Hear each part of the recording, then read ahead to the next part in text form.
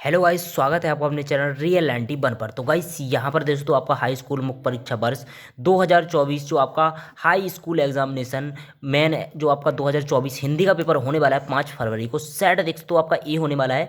Question आपके 23 होने वाले, फुल सॉल्यूशन आपको प्रोवाइड कराने वाले हैं A to Z, एक प्रश्न से लेकर प्रश्न नंबर 23 तक के सभी प्रश्नों का सॉल्यूशन आपको प्रोवाइड कराने वाले हैं इसी वीडियो में। वीडियो को लाइक करके चैनल को सब्सक्राइब कर लेना, टेलीग्राम ग्रुप को ज्वाइन कर लो, लिंक आपको डिस्क्रिप्शन बॉक्स में देखने को मिल जाएगा। ठीक है दोस्तों, तो आप लोग अगर लिंक काम नहीं करते हो तो टेलीग्राम ग्रुप पर जाओ, रियल एंटी वन सर्च करो, फटाफट ज्वाइन हो जाओ। ठीक है ना। तो यहाँ पर दोस्तों आपका सेट जो होने वाला है यहाँ पर ए होने वाला है और कोड आपका देख सकते हो 401। सेम यही कोड आपको परीक्षा में देखने को मिलेगा 5 फरवरी को। ठीक है दोस्तों, तो सबसे पहले आपको दोस्तों यहाँ पर 75 मार्क का आपका जो मैक्सिमम मार्क इसका 75 अंक होने वाला है। ठीक है ना। टाइम आपका देख सकते हो 3 घंटे होने वाला है और यहाँ पर निर्देश जो दिए गए हैं आपका दोस्तों सभी प्रश्न यहाँ पर आपको करना अनिवार्य है। ठीक है ना। और आपके बाकी आपके 2 अंक, 3 अंक और 4 अंक के प्रश्न होने वाले हैं, जिसमें आपको 30 शब्द में लिखना पड़ेगा, 75 शब्द, और यहाँ पर 120 शब्द में आपको लिखना पड़ेगा पेपर में। ठीक है दोस्तों, तो चैनल को सब्सक्राइब जरूर से कर लेना। तो चलिए यहाँ पर बढ़ते हैं। सबसे पहले आपका प्रश्न नंबर जो पहला दिया गया है इसका सॉल्यूशन हम आपको इसी वीडियो में A to Z सभी प्रश्नों का सॉल्यूशन प्रोवाइड कराने वाले हैं। ठीक है दोस्तों, तो चैनल को सब्सक्राइब करके बेल को ऑल पर प्रेस कर लेना जितने जल्दी हो सके। यहाँ पर दोस्तों सबसे पहले आपका प्रश्न नंबर पहला आएगा, तो जिसमें आपको सही विकल्प का चयन करना पड़ेगा। ठीक है दोस्तों, तो पहला आपका यहाँ पर पूछा गया है हिंदी काव्य साहित्य का दूसरा काल है, तो इसका करेक्ट आंसर जो आपको कर लेना है यहाँ पर आपको कर लेना है सा, यानी भक्ति काल। ठीक है ना, इसका भक्ति काल इसको करेक्ट कर लेना है। इसके बाद दोस्तों सूरदास ने किस भक्ति को श्रेष्ठ माना है, तो इसमें आपका करेक्ट आंसर हो जाएगा सगुण, यानी बा इसका करेक्ट आंसर हो। ठीक है गाइस, तो यहाँ पर आपका बा इसका करेक्ट आंसर हो जाएगा सगुण। इसके बाद देख सकते हो दूसरा आपका दिया गया है, तीसरा दिया गया है यहाँ पर गीतका के प्रत्येक चरण में मात्राएं होती हैं, तो करेक्ट आंसर आपका इसको कर लेना है 28, यानी सा, इसका करेक्ट आंसर हो जाएगा सा। इसके बाद देख सकते हो आपका दिया गया है चौथा पॉइंट दिया गया है चौराहा में समास है, तो इसका करेक्ट आंसर हो जाएगा आपका बा, यानी द्विगु समास आपका करेक्ट आंसर हो जाएगा। इसके बाद दोस्तों पांचवा दिया गया है रसात्मक वाक्यम काव्यम परिभाषा किस आचार्य की है, तो इसका करेक्ट आंसर जो आपका हो जाएगा यहाँ पर आचार्य विश्वनाथ, यानी बा वाला इसका करेक्ट आंसर हो जाएगा। इसके बाद दोस्तों छठवां पूछा गया आपका डॉट डॉट का बचपन का नाम हर नाम दास था, तो इसका करेक्ट आंसर जो आपको करना है यहाँ पर आपको कौशल्यायन, इसका करेक्ट आंसर हो जाएगा बा। इसके बाद दोस्तों आपका दोस्तों प्रश्न नंबर दूसरा पूछा गया रिक्त स्थानों की पूर्ति आपको करना है, जो आपको 6 अंक के आने वाले हैं परीक्षा में। तो पहला आपका पूछा गया है चौपाई के प्रत्येक चरण में डॉट डॉट मात्राएं होती हैं, तो करेक्ट आंसर इसका हो जाएगा यहाँ पर 16। ठीक है ना, करेक्ट आंसर क्या हो जाएगा 16। यहाँ पर दोस्तों लेखक का दूसरा आपका पूछा गया लेखिका मनु भंडारी का जन्म डॉट डॉट गाँव में हुआ था, तो इसका करेक्ट आंसर हो जाएगा यहाँ पर भानुपुरा, इसका करेक्ट आंसर हो जाएगा। इसके बाद दोस्तों तीसरा पूछा गया समास डॉट डॉट प्रकार के होते हैं, तो समास जो होती है आपके 6 प्रकार की होती है। ठीक है ना, करेक्ट आंसर क्या हो जाएगा इसका 6। इसके बाद देख सकते हो बाल गोविंद भगत के माथे पर हमेशा डॉट डॉट चमकता था, तो इसका करेक्ट आंसर हो जाएगा आपका चंदन, यानी चंदन इसका करेक्ट आंसर हो जाएगा। इसके बाद देखो पांचवा आत्मकथ कविता के कवि डॉट डॉट है, तो इसका करेक्ट आंसर हो जाएगा जयशंकर प्रसाद। ठीक है ना, वीडियो को लाइक नहीं किया तो वीडियो को लाइक करके चैनल को सब्सक्राइब फटाक से कर लेना। इसके बाद दोस्तों नेक्स्ट आपका पूछा गया है जल का पर्यायवाची शब्द है, तो इसका करेक्ट आंसर हो जाएगा यहाँ पर नीर। ठीक है ना, नीर इसका करेक्ट आंसर हो जाएगा। इसके बाद दोस्तों आपकी आती है प्रश्न नंबर तीसरा, यानी मैचिंग जो आती है आपकी, तो मैचिंग आपको इस प्रकार से मिलानी है, मैं इसका सॉल्यूशन भी आपको बताने वाला हूँ। ठीक है ना, तो वीडियो को शुरू से लास्ट तक वॉच करते रहिए। यहाँ पर जो पहला आपको पूछा गया कलम का जादूगर, तो कलम का जादूगर जो मिलेगा आपका यहाँ पर स्वयं प्रकाश से मिल जाएगा। ठीक है ना, रामचरितमानस जो आपका है तो ये आपका यहाँ पर महाकाव्य यानी कि आवाले से मिल जाएगा। बादशाह सम्राट जिसे कहा जाता है इसका आपका हो जाएगा करेक्ट आंसर दा, यानी सूरदास। इसके बाद दोस्तों काव्य की आत्मा जो है आपका चौथा, तो चौथा आपका यहाँ पर मिल जाएगा बा, यानी रस से। ठीक है ना, रस से मिल जाएगा। इसके बाद दोस्तों बिहारी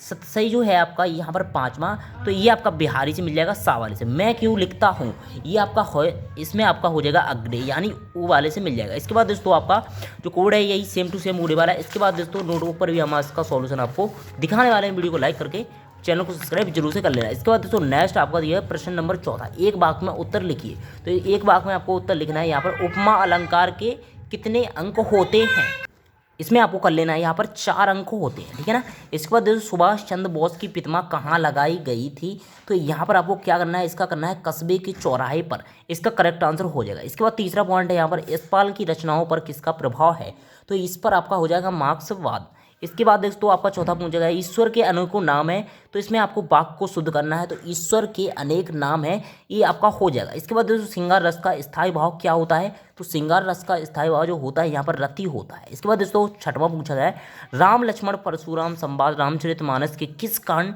से संबंधित है, तो इसको आपका करेक्ट आंसर जो बताना है यहाँ पर दोस्तों, इसका करेक्ट आंसर जो हो जाएगा यहाँ पर आपका काव्य, इसका हो जाएगा बालकांड, ठीक है ना, क्या हो जाएगा बालकांड, इसका करेक्ट आंसर हो जाएगा। इसके बाद आपके पूछे जाते हैं प्रश्न नंबर 5वें में। प्रश्न नंबर 5वें में आपके क्या सत्य असत्य का चयन कर लिखिए। तो पहला आपका पूछा गया उपकार मानने वाला कृतज्ञ कहलाता है, तो इसमें आपको सत्य हो जाएगा। इसके बाद माटी की मूर्ति रेखा चित्र हैं, तो ये आपका सत्य हो जाएगा। हरे गीत का छंद में 30 मात्राएं होती हैं, तो ये आपका असत्य हो जाएगा, ठीक है ना, 30 मात्रा नहीं होती। गोपियों के योग का संदेश देने श्री कृष्ण आए थे, तो ये आपका असत्य हो जाएगा। इसके बाद उपसर्ग शब्द के अंत में लगता है, तो अंत में नहीं लगता है, ये आपका असत्य हो जाएगा, ठीक है ना, स्टार्टिंग में लगता है। इसके बाद दोस्तों पांचवा के बाद आता है पतितों के देश में राम वृक्ष बेनीपुरी का प्रसिद्ध उपन्यास है, तो ये आपका सत्य हो जाएगा, ठीक है ना, ये आपका सत्य हो जाएगा। इसके बाद आप देख सकते हो प्रश्न नंबर 6 पूछा जाता है, तो इसका सॉल्यूशन भी हम आपको यहाँ पर प्रोवाइड कराने वाले हैं, तो वीडियो को लाइक करके चैनल को सब्सक्राइब जरूर से कर लेना। सबसे पहले आप यहाँ पर दोस्तों आपके जो यहाँ पर प्रश्न नंबर पहला पूछा गया था, ये आपके एक ये सही विकल्प थे, तो इसका आपको स्क्रीनशॉट ले लेना है, ठीक है ना, ये इसका सॉल्यूशन दिया गया है, तो आप लोग स्क्रीनशॉट ले सकते हो। इसके बाद दोस्तों प्रश्न नंबर दूसरा जो पूछा गया था, इसका सॉल्यूशन ये दिया गया है, आप लोग मैच कर लेना। इसके बाद प्रश्न नंबर तीसरा में सही जोड़ी मैच कर लेना। इसके बाद देख सकते हो आपका प्रश्न नंबर चौथा पूछा गया था, चौथे में आपको कर लेना है मैचिंग, यहाँ पर एक वाक्य में उत्तर थे आपके, ठीक है ना। इसके बाद दोस्तों सत्य जो आपके थे इस प्रकार से आपको कर लेना है। इसके बाद दोस्तों आपका प्रश्न नंबर नेक्स्ट पूछा गया है नई कविता की 2 विशेषताएं, प्रवृत्तियां एक ही बात होती है, तो आपको नई कविता की 2 विशेषताएं लिखनी है। तो 2 विशेषताओं में आपको क्या लिखना है, यहाँ पर देख सकते हो पहला पॉइंट लिखना है लघु मानववाद की प्रतिष्ठा, मानव जीवन को महत्वपूर्ण मानकर उसे अर्थपूर्ण दृष्टि प्रदान की गई।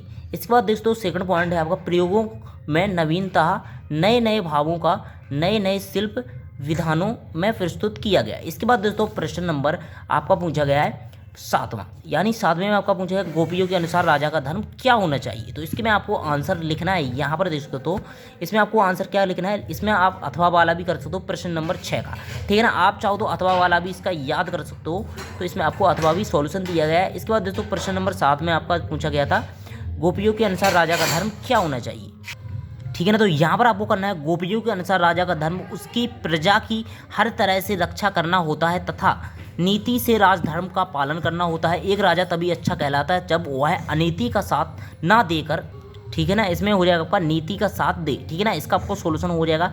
इसके बाद देख दो आपका नेक्स्ट प्रश्न देखते हैं, इसमें आपको अथवा वाला चाहो तो अथवा वाला भी आप याद कर सकते हो। इसमें देख दो ये आपका सॉल्यूशन दिया गया है अथवा वाले का। इसके बाद दोस्तों प्रश्न नंबर 8 आता है आपका, ठीक है ना, नेक्स्ट आपका प्रश्न यहाँ पर आता है 8, ये आपको दोस्तों प्रश्न नंबर 7 का सॉल्यूशन दिखा दिया मैंने। इसके बाद आता है प्रश्न नंबर 8, इसमें पूछा गया आपका गोपियों ने श्री कृष्ण के प्रति अपने अन्याय प्रेम को किस प्रकार अभिव्यक्त किया है, तो 2 अंक का आपका प्रश्न आएगा, इसका सॉल्यूशन मैं आपको दिखाने वाला हूँ। इसमें अथवा में पूछा गया है प्रसाद जी आत्मकथा लिखने से क्यों बचना चाहते थे, इसमें आपको देख सकते हो ये आपका सॉल्यूशन दिया गया प्रश्न नंबर 8 का। तो प्रश्न नंबर 8 में आपका जो पूछा गया था इसका सॉल्यूशन आपको कर लेना है गोपियों ने श्री कृष्ण के प्रति अपने अन्याय प्रेम को व्यक्त करते हुए कहा कि हमारा प्रेम बंधन से चिपटी हुई चींटियों के समान है, कृष्ण उनके लिए हारिल की लड़की की तरह हैं, हम साथ जागते उन्हीं का स्मरण करती हैं, हमें यो संदेश से नहीं कृष्ण से प्रेम है। इसका आंसर हो जाएगा अथवा वाला भी आप देख सकते हो, इसका स्क्रीनशॉट आप ले सकते हो। इसके बाद प्रश्न नंबर 9 पूछा गया आपका सेनानी ना होते हुए भी लोग चश्मे वाले को कैप्टन क्यों कहते थे, इसमें अथवा में देख सकते हो आपका संगतकार किन किन मुख्य रूपों से मुख्य गायिकाओं की मदद करते हैं, इसका आपका आंसर देख सकते हो ये दिया गया है। प्रश्न नंबर 9 का आपका सॉल्यूशन ये दिया गया है, इसमें आपको याद कर लेना है, ठीक है ना। सेनानी ना होते हुए भी चश्मे वाले को लोग कैप्टन इसलिए कहते थे क्योंकि उसके अंदर देशभक्ति की भावना कूट कूट कर भरी हुई थी और वह स्वतंत्रता आंदोलन में भाग लेने वाले सेनानियों का भरपूर सम्मान करता था। इसका आंसर हो जाएगा अथवा वाला भी आप देख सकते हो, इसका स्क्रीनशॉट ले सकते हो आप चाहो तो। यहाँ पर देख सकते हो इसके बाद आपका दोस्तों प्रश्न नंबर 10 जो पूछा गया था, महाकाव्य और खंड काव्य में यहाँ पर आपको अंतर लिखने हैं। कोई दो अंक में आपके ये पूछे जाएंगे परीक्षा में। तो यहाँ पर दोस्तों आपको महाकाव्य और खंड काव्य में क्या अंतर लिखना है। यहाँ पर दोस्तों आपको पहला पॉइंट जो लिखना है, यहाँ पर महाकाव्य का कलेवर विशाल होता है जबकि खंड काव्य का आकार सीमित होता है, ठीक है ना। इसके बाद दूसरा पॉइंट लिखना है, महाकाव्य में जीवन का संपूर्ण यहाँ पर चित्रण होता है और खंड काव्य में जीवन का एक खंड का चित्रण होता है। इस प्रकार से आप लिख सकते हो परीक्षा में। इसके बाद दोस्तों इसमें प्रश्न नंबर 10 के बाद आप अथवा वाला भी इसका चाहो तो स्थायी भाव और संचारी भाव में याद कर सकते हो, ठीक है ना। इसके बाद दोस्तों आपका प्रश्न नंबर जो 11 पूछा गया, मानवीकरण अलंकार की परिभाषा आपको उदाहरण सहित यहाँ पर लिखनी है, ठीक है ना। 2 अंक में आपको पूछे जाएंगे। अथवा में पूछा गया है दोहा छंद की परिभाषा, दोहा छंद के लक्षण आपको उदाहरण सहित लिखनी है, ठीक है ना। तो ये दोस्तों आपका प्रश्न नंबर जो 11 था, इसका सॉल्यूशन आपको यहाँ पर याद कर लेना है। इसके बाद दोस्तों प्रश्न नंबर 11 के बाद आपका आता है प्रश्न नंबर, इसका अथवा भी आप चाहो तो याद कर सकते हो, ठीक है ना। प्रश्न नंबर 11 का अथवा भी आप चाहो तो याद कर सकते हो। इसके बाद दोस्तों प्रश्न नंबर 12 पूछा गया है आपका। प्रश्न नंबर 12 में क्या पूछा गया है, यहाँ पर नाटक और एकांकी में आपको 2 अंतर लिखने हैं, कोई 2 लिखने हैं, ठीक है ना। 2 अंक में आपको पूछा है। लोकती मुहावरे में कोई 2 अंतर, तो इसमें आप देख सकते हो, आपको दिखा देता हूँ मैं फटाफट इसका सॉल्यूशन। तो इसमें देख सकते हो आपका पूछा गया प्रश्न नंबर 12। तो इसमें आपको नाटक में अनेक अंक होते हैं, नाटक में आधिकारिक कथा के साथ सहायक गौण कथाएं भी होती हैं। एकांकी में एक अंक होता है, एकांकी में एक ही कथा और एक घटना होती है, ठीक है ना। इस प्रकार से आपका 12 का सॉल्यूशन हो जाएगा। अथवा देख सकते हो आपकी मुहावरा लोकती में अंतर दिया गया, तो इसको आप लोग याद कर सकते हो। इसके बाद दोस्तों नेक्स्ट प्रश्न देखते हैं। आपका प्रश्न नंबर 13 पूछा गया, ठीक है ना। राम वृक्ष बैनीपुरी अथवा यशपाल का साहित्यिक परिचय, निम्नलिखित बिंदुओं 2 रचनाएं, भाषा शैली। बाल गोविंद भगत की पुत्र वधू उनके अकेला क्यों नहीं छोड़ना चाहती थी, 2 अंक में आपका पूछा गया। इसको आपको लोग याद कर लेना। ये आपको दोस्तों कोड पूरा सेम टू सेम आपको पूछा जाएगा परीक्षा में, तो इसको आप लोग फटाफट याद कर लेना। चैनल को सब्सक्राइब करके वीडियो को लाइक कर देना। इसके बाद दोस्तों सॉल्यूशन आपका 13 का सॉल्यूशन देख लेते हैं। सबसे पहले यहाँ पर दोस्तों आपको 2 रचनाओं में क्या लिखना है। यहाँ पर राम वृक्ष बैनीपुरी में आपको देख सकते हो ये आपकी कृतियाँ दी गई हैं। तो यहाँ पर उपन्यास, रेखाचित्र, निबंध, कहानी, जीवनी, इस प्रकार से आपको लिख देना है। इसकी भाषा आपको लिख देनी है, शैली आपको लिख देनी है, ठीक है ना। इतनी दी गई हैं, तो आप लोग अपने हिसाब से 2-2 पॉइंट इसका याद कर लेना, ठीक है दोस्तों। तो यहाँ पर दोस्तों आपका अथवा भी आप चाहो तो इसका याद कर सकते हो। इसके बाद दोस्तों आपका पूछा गया था जो राम वृक्ष बैनीपुरी की, इसको आप लोग याद कर लेना, ठीक है ना। इसके बाद दोस्तों आपका पूछा गया था नेक्स्ट जो पूछा गया है, यहाँ पर जूम करके मैं आपको दिखा देता हूँ। यहाँ पर पूछा गया आपका दोस्तों यशपाल जी पर जो आपका 2 रचनाएं, आपको झूठा सच अमिता हो जाएगा और भाषा शैली आपको लिख देनी है। इसके बाद दोस्तों आपको शैली दी गई है, तो इनकी आपकी निम्नलिखित शैली देखने को मिल जाएंगी। इसके बाद देख सकते हो आपका प्रश्न नंबर जो 14 पूछा गया था, ठीक है ना। तो प्रश्न नंबर 14 का आपका आंसर ये हो जाएगा। यहाँ पर मैं जूम करके आपको दिखा देता हूँ पूरा का पूरा, तो इसको आप लोग याद कर लेना दोस्तों। ये आपका 13 का आंसर दिया गया है, ठीक है ना, कुछ ज़्यादा ही जूम हो गया। इसके बाद दोस्तों आपको इसको याद कर लेना, ठीक है ना। इसके बाद दोस्तों नेक्स्ट जो क्वेश्चन आपका देख लेते हैं पेपर में सबसे पहले। इसके बाद दिया गया था आपका क्या 15वां क्वेश्चन नंबर 15, ठीक है ना। क्वेश्चन नंबर 15 में आपका क्या पूछा गया, यहाँ पर फटाफट निकाल लेते हैं। बोली और भाषा में 2 अंतर आपको लिखने हैं। बोली और भाषा में कितने अंतर लिखने हैं, 2 भाषा। राष्ट्रभाषा की परिभाषा आपको देनी है। तो इसमें आपका 15 में पूछा गया था क्या, 15 का आपका दोस्तों भाषा और बोली में आपको अंतर लिखने थे।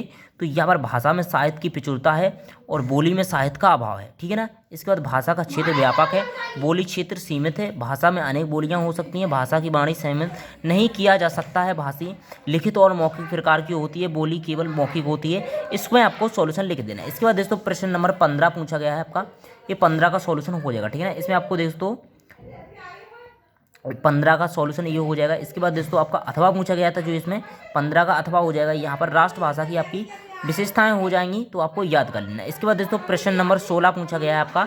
16 नंबर देख सकते हैं। 16 में आपका क्या पूछा गया है, निम्नलिखित वाक्यांश के लिए एक शब्द लिखिए, ठीक है ना। तो इसमें आपको क्या लिखना है, जिसे बांटा ना जा सके उसे यहाँ पर एक शब्द में आपको लिखना है। पूरब की और बहने वाली हवा, इसमें आपको एक शब्द में उत्तर देना है। तो एक शब्द में आपको इस प्रकार से देना है, अविभाज्य पहले वाले में और पूर्वाई दूसरे में आपको लिख देनी है। इसके बाद दोस्तों अथवा पूछा गया था, जो आपका यहाँ पर मुहावरे का आपको अर्थ बताना था। तो ये देख सकते हो मुहावरे का अर्थ 9 2 11 होना, यानी कि भाग जाना। बाक में प्रयोग देख सकते हो, और इसमें भी आप इसी प्रकार से देख सकते हो। प्रश्न नंबर 17 देख सकते हो। इसके बाद आता है आपका प्रश्न नंबर 17, किसी एक विषय का अनुच्छेद लिखिए। तो इसमें आपको देख सकते हो किसी एक विषय का अनुच्छेद ठीक है। तो यहाँ पर दोस्तों किसी भी एक पर आपको अनुच्छेद यहाँ पर लिख देना है, मोबाइल फ़ोन या लाभ हानि पर अनुच्छेद दिया गया है आपका, तो इसको आप लोग याद कर लेना। ठीक है दोस्तों। तो इसके बाद दोस्तों प्रश्न नंबर 18 जो पूछा गया आपका, यहाँ पर पूछा गया आपका सब गद्यांश की आपको सब प्रसंग व्याख्या सहित आपको देनी है। ठीक है ना।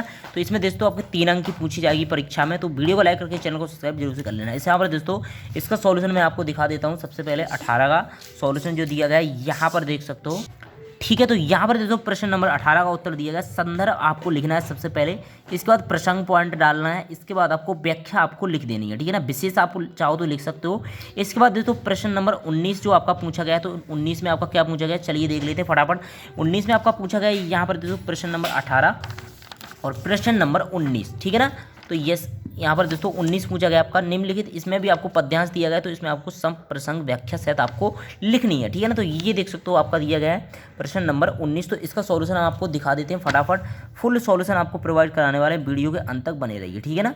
इसके बाद देख सकते हो आपका आता है प्रश्न नंबर 19, तो आपका इसका सॉल्यूशन यहाँ पर ये दिया गया है। ठीक है ना। अथवा वाला आपको करना है, प्रसंग में आपको ये लिखना है, इसके बाद आपको नेक्स्ट यहाँ पर आपको इसके बाद संदर्भ और इसके बाद आपको व्याख्या लिख देना है। ठीक है ना। तो इसको आपको व्याख्या में पूरा लिखना है, आप चाहो तो थोड़ा बहुत यहाँ पर छोड़ सकते हो।